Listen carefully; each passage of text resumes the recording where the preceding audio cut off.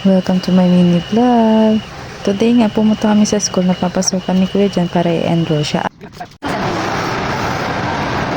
Kompleto po kami, guys. Happy birthday, Coops. Lagay mo kakato mo.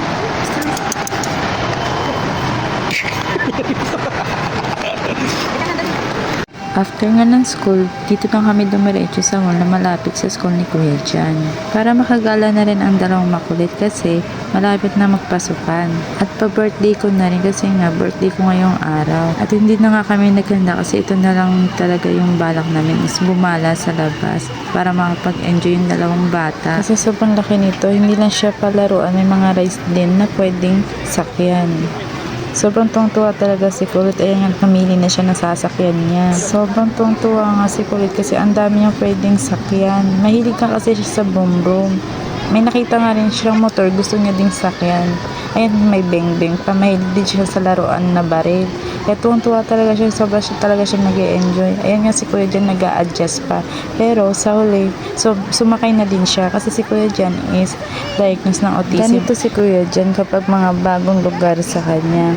Nagmamasid muna, nag-a-adjust. Kaya hinahayaan ko muna siya. Pero pag matagal na, ayun na nga, nakikipaglaro na siya sa kapatid niya. At naging okay naman. Madalas nga namin siya dinadala sa maraming tao para masanay siya at mamanage niya yung ingay sa paligid niya. Ayan na nga si Kulit. Nakahanap na naman ng bagong niyang sasakyan. Sabi niya nga sa papa niya, iuwi daw namin yung kabayo. Kaya yan na nga lang muna po. Thank you for watching.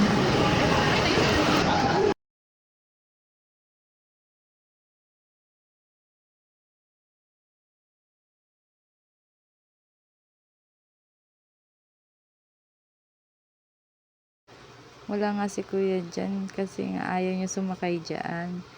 Natatakot nga siya sa kabayo.